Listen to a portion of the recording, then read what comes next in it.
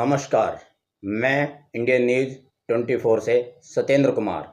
आप देख रहे हैं इंडियन न्यूज़ 24। इंडियन न्यूज़ 24 में आपका स्वागत है। उत्तर प्रदेश राज्य के जनपद सहारनपुर के वार्ड नंबर 38 की उत्तम विहार कॉलोनी में एक शख्स सार्थक चौहान और अभिषेक चौहान ने पहले तो गली में लगे सार्वजनिक सरकारी नल का विवाद खड़ा किया, फिर मकानों के फर्जी बैनामे बताए। उसके बाद वहीं के रहने वाले एक व्यक्ति के खिलाफ घर पर व्यावसायिक कार्य करने का झूठा प्रार्थना पत्र नगर निगम को दिया। जब सभी विभागों से इनकी शिकायतें झूठी पाई गई तो इन्होंने उन प्रपत्रों से साफ इनकार करते हुए कहा कि ये शिकायतें इनके नाम से किसी और ने की हैं। अब एक वायरल बयान सामने आया जिसमें सार्थक चौहान उन सब शिकायती पत्रों का इल्ज़ाम सत्येंद्र कुमार शर्मा पर लगा रहा है। आगे चर्चा करने से पहले जरा उसके बयान की इस क्लिप को ध्यान से सुन लीजिए। अब हमें भी थोड़ा सा रिसर्च करने का समय मिला कि यार इंसान की हिस्ट्री तो निकालो। ये इंसान जब इतना उड़ रहा है, इतना परेशान करने की कोशिश कर रहा है, परेशान तो नहीं कर पाएगा भाई, क्योंकि अगर शिक्षा है तो शक्ति है। जो शिक्षित होता है वो दहाड़ता है, वो गलत चीज़ को बर्दाश्त ना तो किसी के साथ गलत करता है ना ही गलत बर्दाश्त करता है। ठीक है।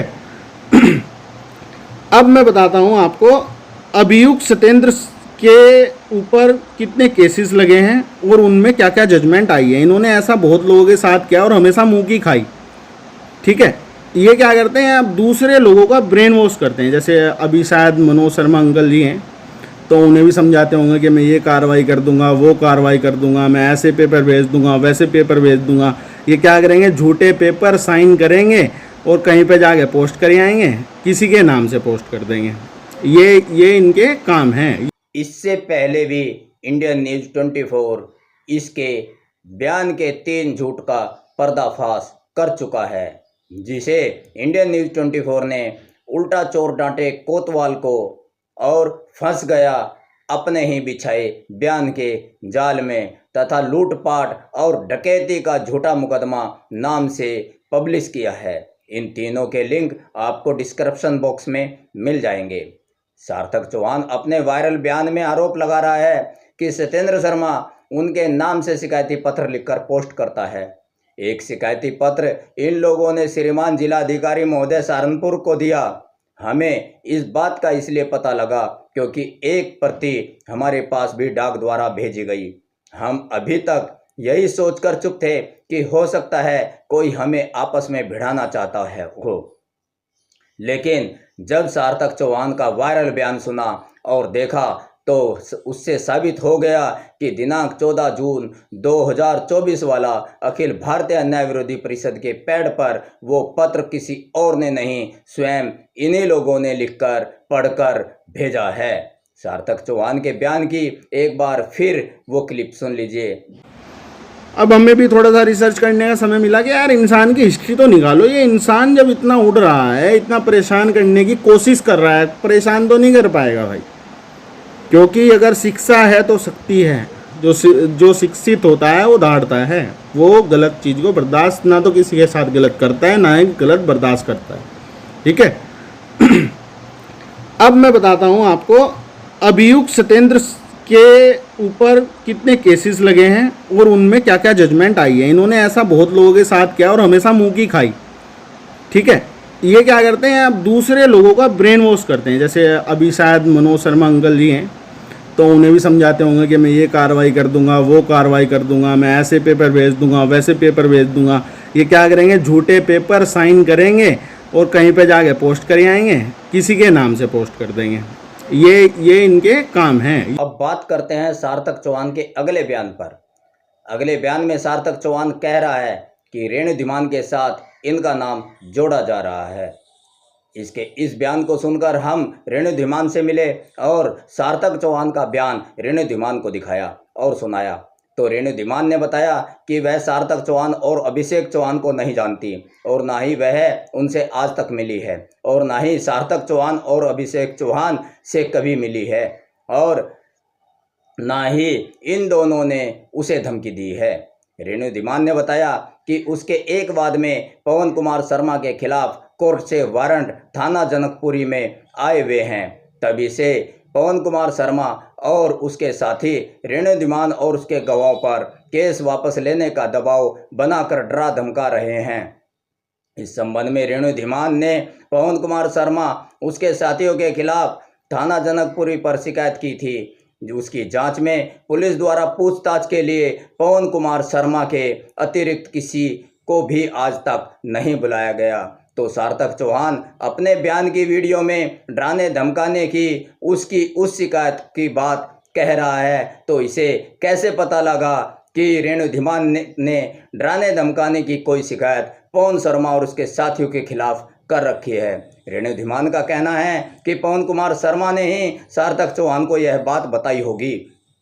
रेणु धीमान ने कहा कि इस बात से तो उसे भी यही यकीन हो गया है कि सार्थक चौहान भी पवन कुमार शर्मा व शिव कुमार के साथ मिला हुआ है। अब रेणु धीमान के उस बयान की वीडियो क्लिप भी देख लीजिए, जो रेणु धीमान ने इंडियन न्यूज़ 24 को अपने वीडियो बयान में यह बात कही है। मैं सार्थक चौहान और अभिषेक चौहान को नहीं जानती और ना ही उनसे आज तक कभी मिली हूँ, ना ही इन दोनों ने मुझे कभी धमकी दी है। पवन कुमार खुद को जिस अखिल अन्याय विरोधी परिषद का राष्ट्रीय अध्यक्ष बताता है, यह इसका राष्ट्रीय अध्यक्ष नहीं है। इस संस्था के राष्ट्रीय अध्यक्ष साधुराम मलिक जी हैं। मेरे मुकदमे में पवन कुमार शर्मा के खिलाफ कोर्ट से वारंट थाना जनकपुरी में आए हुए हैं। तभी से पवन कुमार शर्मा और उसके साथी मुझ पर और मेरे गवाहों पर केस वापस लेने का दबाव लगातार बना रहे हैं। पवन कुमार शर्मा और उसके साथियों के खिलाफ थाना जनकपुरी पर शिकायत की थी। उसकी जांच में पुलिस ने पूछताछ के लिए केवल पवन कुमार शर्मा के अतिरिक्त किसी को आज तक नहीं बुलाया है। तो सार्थक चौहान अपने बयान की वीडियो में डराने धमकाने की मेरी उस शिकायत की जो बात कह रहे हैं, तो इसे कैसे पता चला कि मैंने डराने धमकाने की कोई शिकायत पवन कुमार शर्मा और उसके साथियों के खिलाफ कर रखी है? पवन कुमार शर्मा ने ही सार्थक चौहान को यह बात बताई होगी। अब तो मुझे यकीन हो गया है सार्थक चौहान भी पवन कुमार शर्मा व शिव कुमार शर्मा से मिला हुआ है। मैंने आज तक कोई भी वीडियो नहीं बनाई, पर यह बात आप तक पहुंचाने के लिए ये वीडियो बनाई है। और आगे इस बात की भी मुझे शिकायत करनी पड़ेगी कि सोशल मीडिया पर मेरा नाम क्यों उछाला जा रहा है। पवन कुमार शर्मा के साथ यानी आप भी मिले हुए हैं। अब सार्थक चौहान के बयान की क्लिप दोबारा सुन लीजिए।